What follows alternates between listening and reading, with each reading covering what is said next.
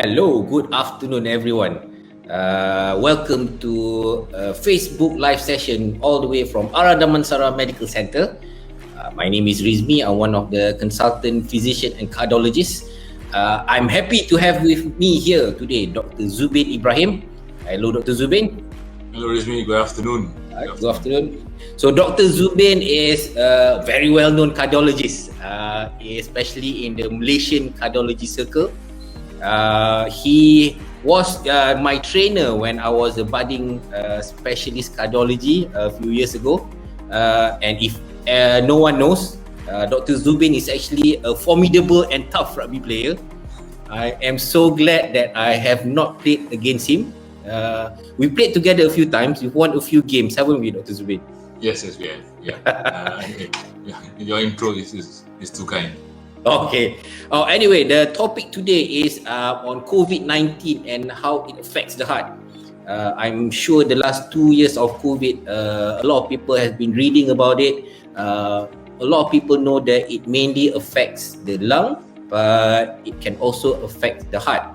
How it affects the heart is a very there are many ways that it can affect the heart. It can even affect it directly, indirectly, and there are people who, after recovering from their acute COVID infection, they do get some symptoms after it. Dr. Zubin, can you tell us a bit more in the acute stages of COVID when the patients are in hospital? Well, let's start with those who are not in hospital, where we categorize them as stage 1 and stage 2. They don't require oxygen. Most of them are quarantined at home now. Do you expect any heart problem in these people? Sorry. Yeah, so that's good place to start. So most of patients who have got the infection with COVID-19, when they're in stage 1 or 2, stage 1 being without any symptoms, and stage 2 at the earliest, at the least damaging situation with symptoms. It's very rare that they do have any symptoms or any actual damage to the heart, and even when they recover, it's much less likely that they do have any further complications from the COVID infection. So then I guess the story is a bit different when they get into the stage 3 and 4 and especially 5, when they have to be admitted, and that's where the trouble can occur. So I'm sure you've had some experience in treating a patient who's been admitted for COVID, and you get asked to see them because of heart complications. Do you remember any certain heart complication that should be looked out for? Yeah, so in the patients that we've had here in this hospital, obviously it's not as many as those who our colleagues are treating in Sungai Buloh Hospital or HKL. These are the main centers. But for those who have been admitted to the center, the main issues is still the lungs. By far, the lungs are the worst hit organs, and when the lungs are filled with consolidation or they get a bad pneumonia, the levels of oxygen is really low. Even at that stage when the infection is there and the level of oxygen is low, what happens to the heart is it will have to react to that, and then the heart rate will go up. So a lot of times, the earliest issue which can be a problem in these patients are they are tachycardic. That means their heart is working harder, and when that happens, for patients with maybe underlying heart disease that either they may know of, or for a lot of these patients they don't know that they have heart disease, and that's when the problems will start, when the heart has to work harder to fight the infection. And from there, if with the patient's age, with the severity of whatever heart disease that they may have, the effect of the COVID infection then falls into a situation where is it because of, for example, the intense systemic or whole body inflammation that they may have, which affects the lungs, their heart, the kidneys, or the thing which also hits any patient with COVID is thrombosis or blood clots.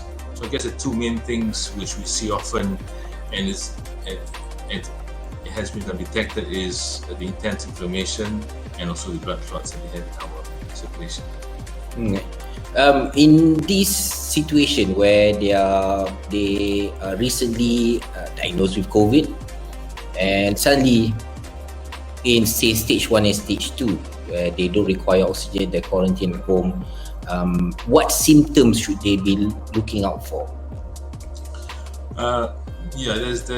There's a whole range of symptoms that you may think a patient with. In the rare situations where they are at home, of most important is if they have any chest pain. And the chest pain, you can understand that it can be distressing. A lot of patients may just think it's due to a stomach complaint or something else which is not the heart. But if we don't think about it, then you never kind of diagnose it.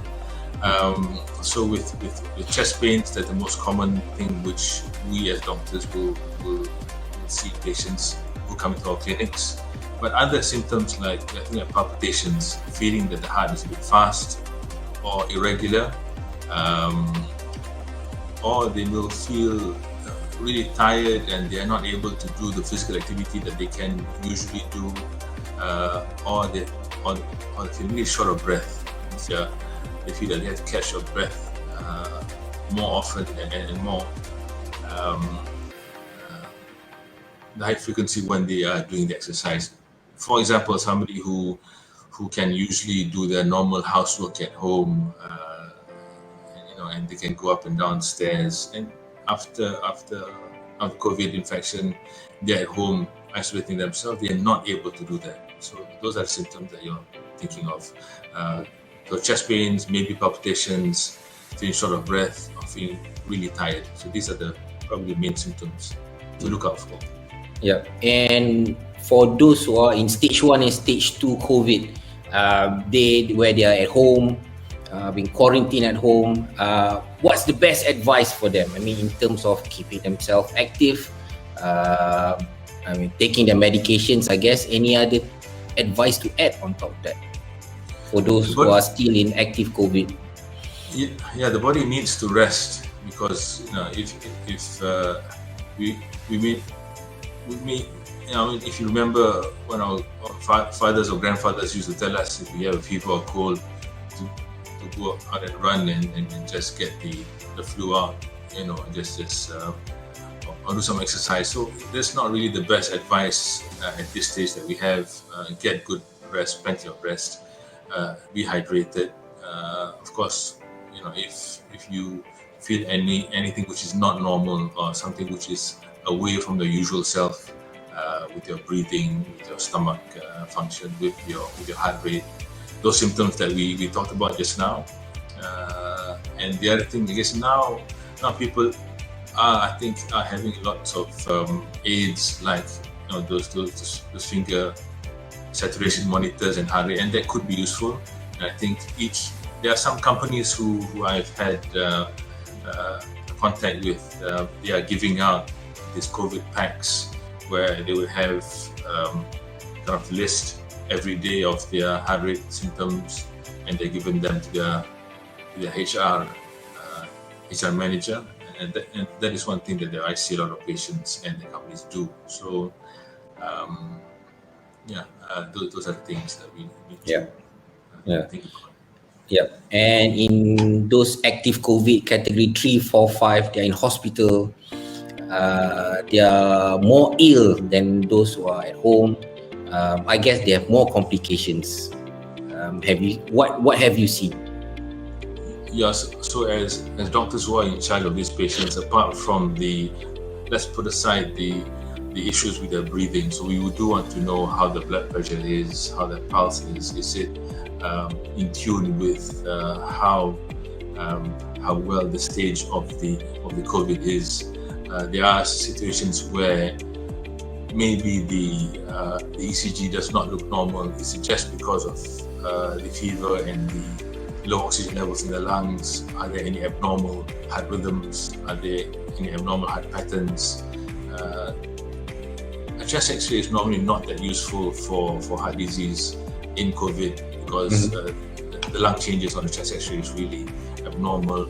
But there are certain blood tests that, if you have a look at certain markers of heart cell death, things like troponin, that could be useful.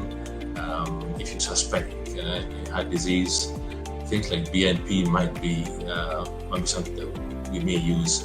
There's always some confusion and some kind of overlap between heart damage, which is caused by pure heart failure that the patient has, or stress from the whole hypoxia, low oxygen situation that the patient is in. Most of these patients will have a multidisciplinary team looking after the patient, the chest physician, the intensivist, and occasionally the cardiologist who may be able to help. Other ways to look out for and to investigate is a simple ultrasound of the heart, which is an echocardiogram, and we'll look at directly how the function is of the heart, whether or not there's any abnormal areas of movement which may detect whether the patient has got some underlying heart disease or something which is new. So the usual things that we look at a patient who may have heart disease in the hospital will also be true in somebody with COVID. Yeah, I think it's difficult, especially those who are critically ill. I've seen a few. They are critically ill, intubated even. The doctors there did the few tests, including troponin. Troponin is a marker of the heart muscle damage. But again, troponin in someone who has COVID can mean quite a few things, right, Dr. Zubin? Yeah, so one which is kind of more directly related to just a simple heart attack would be if there is a blood clot in those vessels supplying the heart, and this is like a regular heart attack, but in somebody with COVID, it's not regular, so it's more intense. Maybe more vessels are affected, and it may happen out of the blue without any underlying heart vessels which are diseased. So somebody who's young without any clear risk factors for heart disease and who has never had any heart complaints. So this is thrombosis or blood clots in the lungs. Blood clots in the heart vessels supplying the heart. The other thing is intense inflammation, where you may get narrowing or dysfunction or poor function of the heart capillaries, and you can get heart damage from the thrombosis or dysfunction from these walls which are not normal. And for direct damage from the virus into the myocardium or the heart muscle, then obviously you can.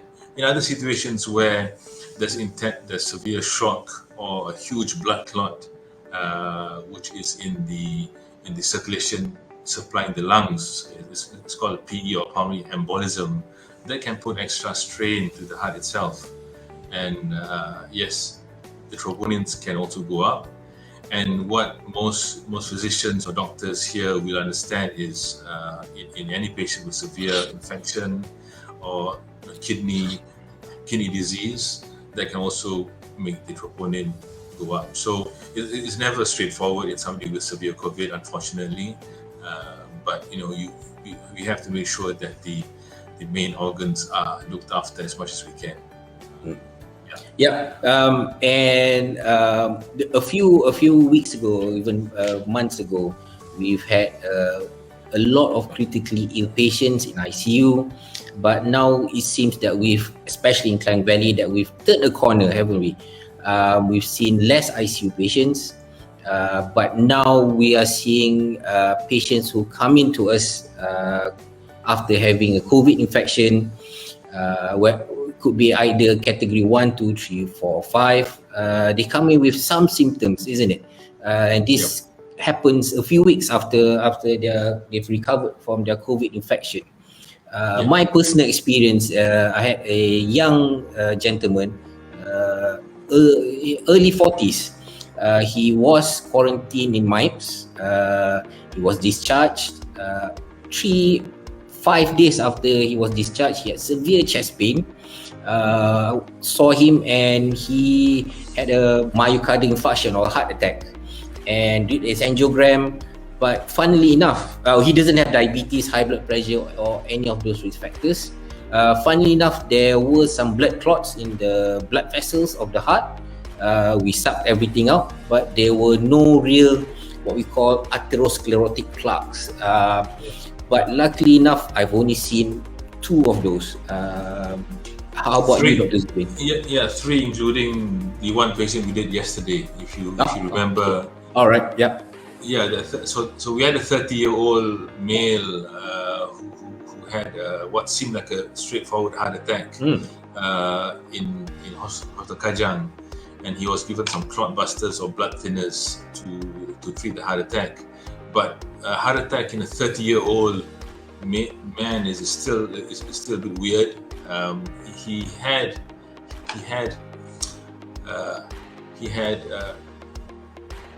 got a history of heart disease in his family. His father had a bypass, but apart from being a smoker, there was nothing else. And his vessels were normal. There was no clear indication of any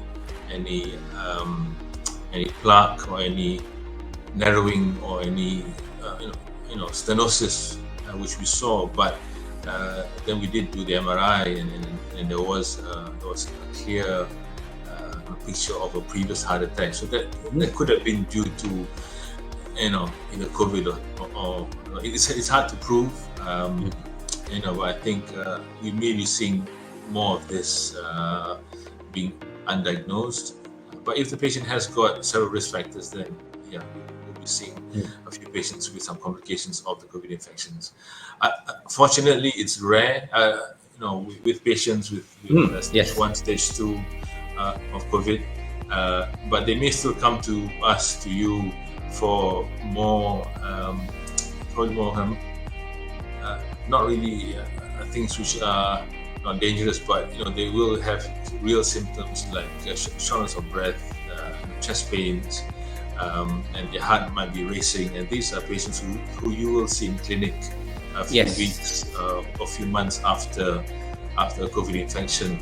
And as long as we get a good history, examine them properly, and there's no severe symptoms which is related to the symptoms like I mentioned just now, as in they can't go upstairs or they have a severe bout of sweating, for example. But these patients will be examined and they will have an ECG. We should do just basic blood tests and make sure that there's no damage in the heart muscles, there's no heart failure. And these are the more basic things that we should do. If there's more suspicions, then imaging could help, either something like a echocardiogram or maybe an MRI of the heart. So these are patients with symptoms which are not clear, but they are real. They are real symptoms. Yeah. I think that leads to my next question, Dr. Zubin. I've seen the last few weeks, I've seen many patients coming in, again, after COVID infection. They complain of fatigue, trouble exercising, chest pain, short of breath, heart pounding, dizziness, fast heart rate, even palpitations. Could these be due to a heart problem? Yeah, it could be. These are symptoms that you would have when you see a doctor, when you see a cardiologist, obviously. But I think it is. I think we're thankful to see most of the patients do not have heart disease, but it may just be related from having an infection which has flawed them. They might have been intubated and they may have required oxygen because their lungs have been damaged. And when your lungs are damaged, anything more than 20-30%, you are not able to breathe well with damaged lungs. And just the extra effort of going upstairs, 2 or 3 flights of stairs, will make you feel breathless. Your heart will be working harder, and these are the symptoms that the patients are suffering from. It means heart type symptoms, but from lungs which are damaged, and this can be quite distressing to the patient. They might not understand that this is kind of predominantly from the lungs, but if you explain to them and you maybe tell them that what has happened, they might be a bit more clear from that. Obviously, there are patients who will have some heart damage, and we have to make sure that a simple test like a blood test, an ECG, have a thought that although not common, up to maybe 20% of patients with severe COVID will have some heart damage, and it may be seen in an early blood test if it's done early enough, or maybe as something abnormal in an MRI scan, with an MRI of their heart. These are patients who you don't want to miss. Yeah. And the most common complaint I have with patients coming after COVID is palpitation. They say they feel their heart racing, butterflies in the stomach. Doctor, debar-debar, doctor. Feels like, I don't know, I imagine our heart racing just before a rugby game, isn't it? But I think that's the most common complaint that I get now. Yeah. If the ECG at that stage, or when you feel for the pulse, it's only a fast heart rate, not too high, and ECG does not show anything abnormal, as in it's just a fast heart rate, but the rhythm is okay, or the pattern of the ECG is alright, then you could have some time to investigate and make sure that you may want to do something like a Holter ECG, which could take for 1 day, anything from 1 day to 2 weeks, and that will give you an idea of when these abnormal symptoms and abnormal heart rate actually occurs. If it only occurs when he's exerting himself and it's okay when he's sleeping, that could explain that it's because of the ongoing kind of damage from the lungs. And if there's nothing really abnormal, heart rhythm or the pattern of the ECG, most of the time you will go away with recovery, with rehab, and with time that the lungs take to heal. But yes, those are symptoms that we do see, and we've seen it a few times here.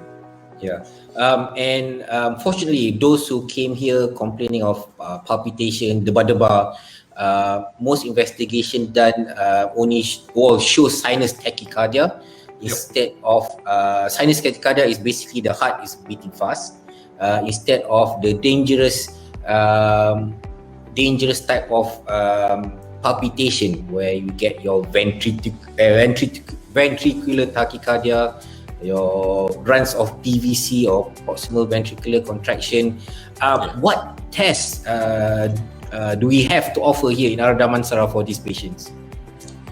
So if it's something specifically to look at your heart rhythm and heart rate pattern, so something called a Holter ECG, and we can kind of just implant. So it's a patch which we put on your chest. There's no wires or no leads. It's stick on, and the data is kept on that small machine, and you can put it there for anything from 3 days to 1 week.